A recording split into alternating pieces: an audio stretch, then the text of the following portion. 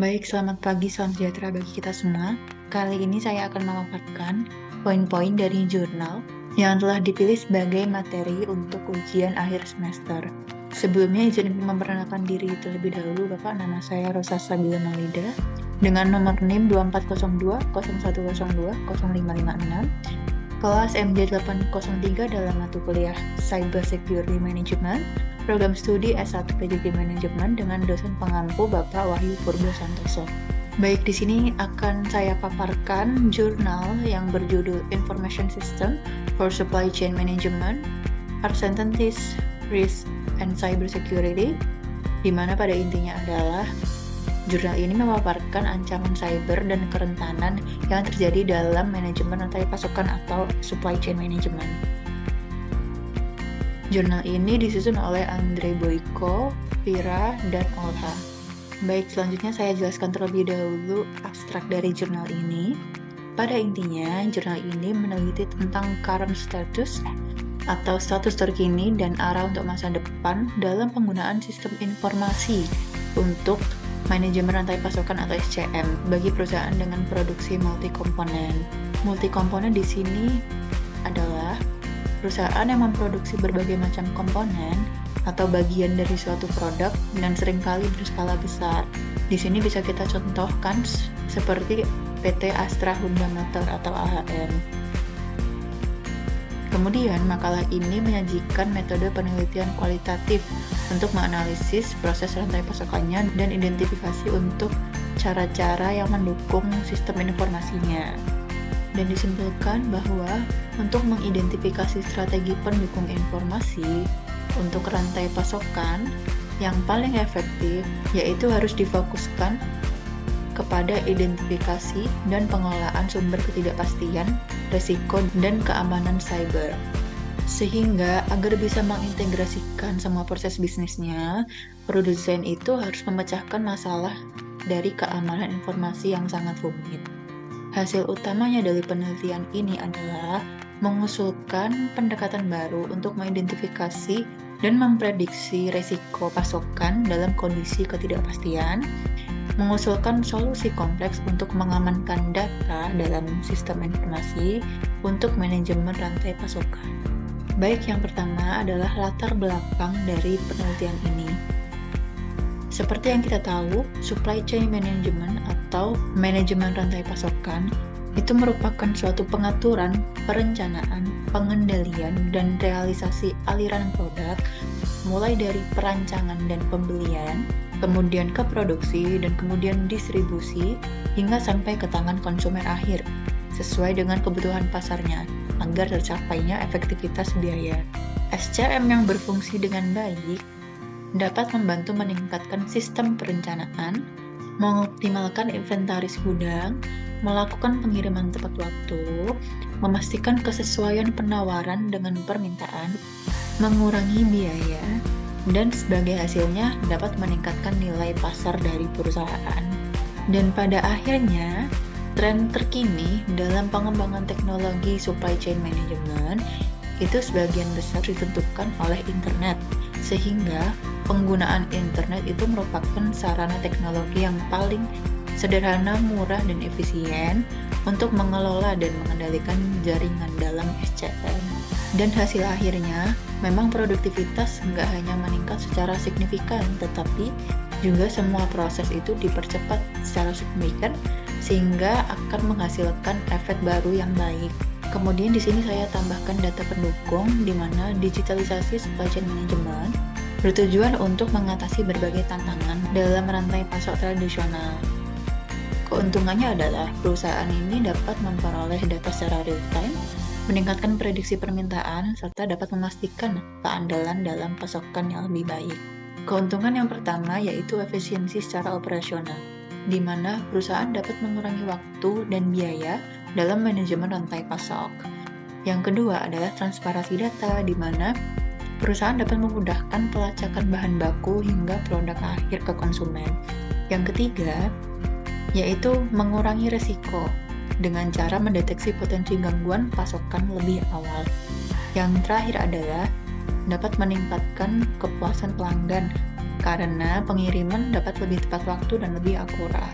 Di sini saya tambahkan paparan contoh kasus yang berhasil dalam digitalisasi supply chain management. Yang pertama adalah Walmart. Walmart itu menerapkan teknologi blockchain untuk melacak asal-usul produk makanan dan memastikan keamanan pangan. Dan hasilnya, waktu pelacakan sumber produk berkurang dari 7 hari menjadi 2,2 detik. Yang kedua adalah Amazon. Amazon menggunakan AI dan machine learning untuk menganalisis tren pembelian pelanggan dan mengoptimalkan stok barang di gudang. Hasilnya, pengiriman menjadi lebih cepat dan biaya pengiriman stok berkurang.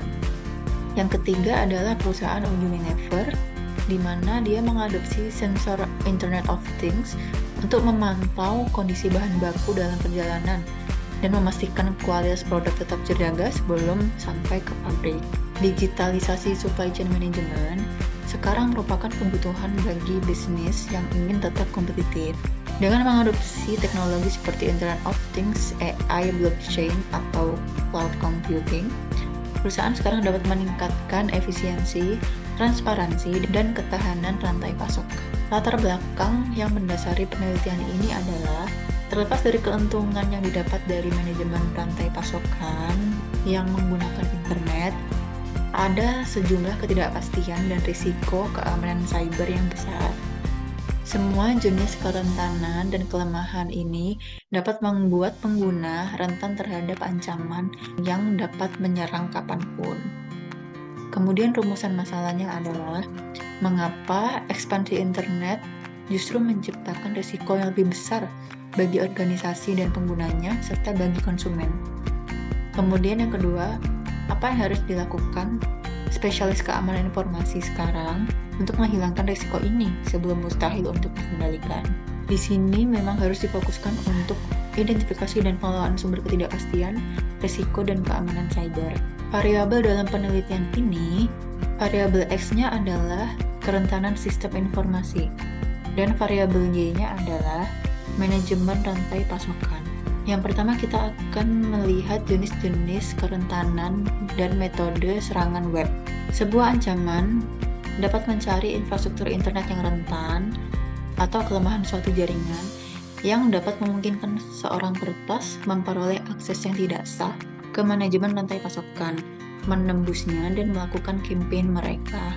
Di sini memang penggunaan server proxy itu seringkali menjadi bagian dari implementasi dan pengoperasian SCM. Server proxy dapat mengidentifikasi potensi ancaman, mencari infrastruktur internet yang rentan, atau kelemahan jaringan yang memungkinkan peretas dapat mengakses secara tidak sah ke SCM.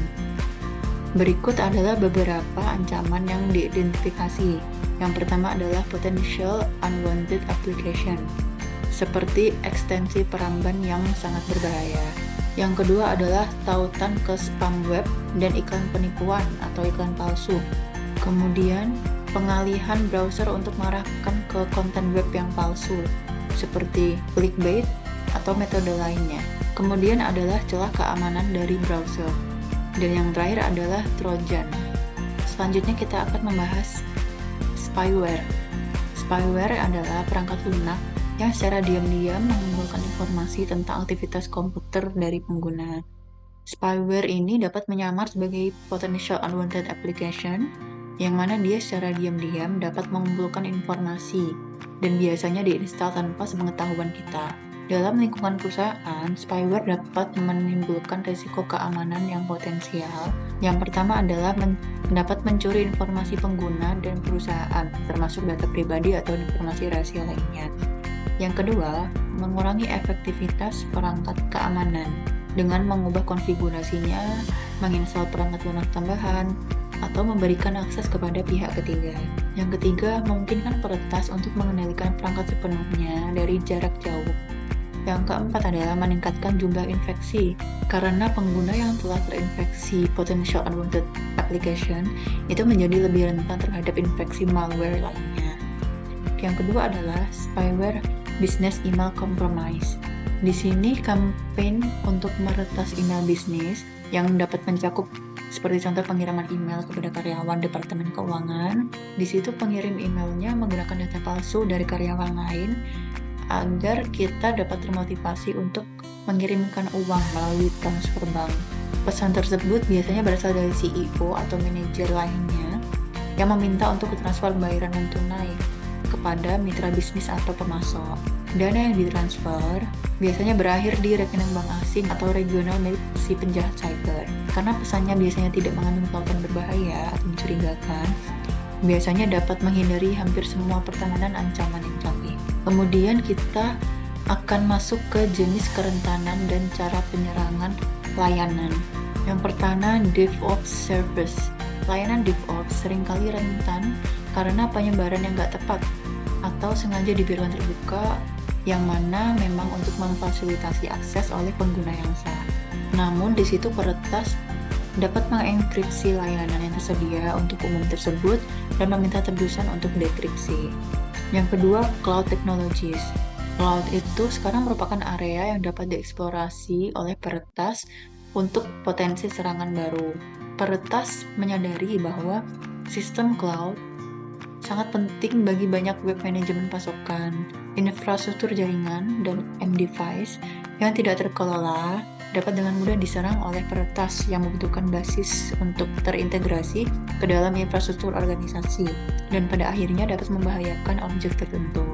Kurangnya kontrol sederhana dapat menyebabkan rata-rata 20 hingga 40% infrastruktur jaringan tidak dapat diakses untuk dianalisis atau dimanajemen. Yang ketiga adalah Internet of Things. Interkoneksi berbagai perangkat atau biasa kita sebut smart device yang memiliki perangkat elektronik, perangkat lunak, sensor, aktuator internal, dan mampu terhubung ke jaringan dapat memungkinkan mereka atau si peretas untuk mengumpulkan data dan membagikannya. Di sini bisa kita contohkan yaitu interkoneksi antar perangkat fisik, kendaraan, dan bangunan yang dapat terhubung ke dalam suatu jaringan. Banyak dari perangkat yang terhubung ini yang tidak bagus dalam keamanannya sehingga memiliki kerentanan yang dapat dimanfaatkan oleh peretas. Namun seiring pertumbuhannya, memang ada peningkatan resiko dari keamanan organisasi dan penggunanya. Salah satunya adalah masalah di kompleksitas pemantauannya. Selanjutnya saya tambahkan juga contoh serangan supply chain management yang telah terjadi sebelumnya. Yang pertama adalah KCA, di mana masalahnya adalah ransomware dalam layanan Managed Service Provider atau MSP. Serangan terhadap KCA terjadi pada bulan Juli tahun 2021. Di mana kelompok peretas bernama Reveal mengeksploitasi kerentanan dalam perangkat lunak manajemen teknologi informasi KCA. Kemudian dia menyebarkan ransomware melalui pembaruan perangkat lunak yang sah. Akibatnya, ribuan pelanggan MSP yang menggunakan KCA itu kena dampaknya. Sehingga lebih dari 1.500 bisnis di seluruh dunia menjadi korban. Selain itu, para peretas juga menuntut tebusan sebesar 70 juta untuk dekripsinya. Dampak dari serangan KCA itu menyebabkan gangguan operasional besar bagi perusahaan yang bergantung pada MSP layanan KCA. Banyak bisnis kecil hingga menengah yang terkena ransomware yang terpaksa menghentikan operasionalnya. Insiden ini dapat menciptakan efek domino yang merugikan banyak organisasi.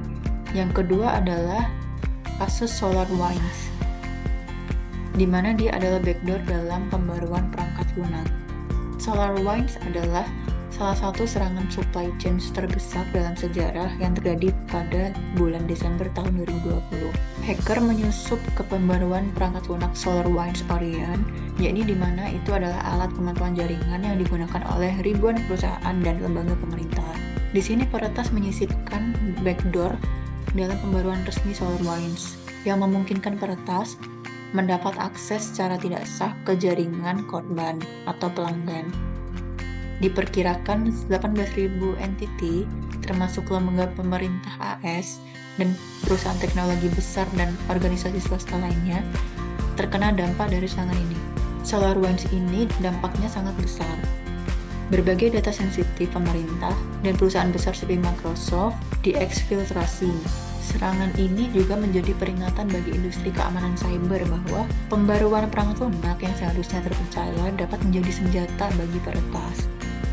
Sehingga salah satu pelajarannya adalah pentingnya pemeriksaan keamanan terhadap setiap pembaruan perangkat lunak sebelum diinstal, serta implementasi segmentasi jaringan untuk mengurangi risiko penyebaran serangan. Kasus yang ketiga adalah Atlassian, di mana itu adalah penyalahgunaan token SSO atau Single Sign-On. Atlassian merupakan penyedia layanan perangkat lunak kolaboratif yang digunakan oleh ribuan perusahaan. Atlassian menghadapi ancaman serius ketika peretas mengeksploitasi kerentanan dalam SSO yang digunakan untuk autentikasi pengguna. Dia memanfaatkan token yang telah dicuri atau dimanipulasi penyerang agar dapat mengakses aplikasi Atlassian yang digunakan oleh berbagai organisasi tanpa memasukkan kredensial yang sah. Dampak serangan ini cukup luas karena banyak perusahaan yang mengandalkan Atlassian untuk memanajemen proyek dan dokumentasi internal. Penyalahgunaan token SSO memungkinkan penyerang untuk mengakses data sensitif, merusak sistem, bahkan melakukan spionase perusahaan. Untuk mengatasi ini, organisasi harus menerapkan Multi-Factor Authentication atau MFA berbasis perangkat keras, membatasi masa berlaku token, serta melakukan pemantauan secara real-time terhadap aktivitas login yang mencurigakan. Yang keempat adalah CodeCov, di mana dia adalah kasus modifikasi skrip pengujian yang mencuri data. Pada bulan April tahun 2021, serangan supply chain management menargetkan CodeCov, di mana dia adalah sebuah alat analisis kode yang banyak digunakan oleh tim pengembang perangkat lunak. Di sini, para peretas berhasil memodifikasi skrip batch uploader CodeCov yang secara otomatis mengirimkan laporan cakupan kode ke server pelanggan. Dengan menyusupkan kode jahat ke dalam skrip ini, peretas dapat mencuri kredensial API, token, dan informasi sensitif lainnya dari pelanggan.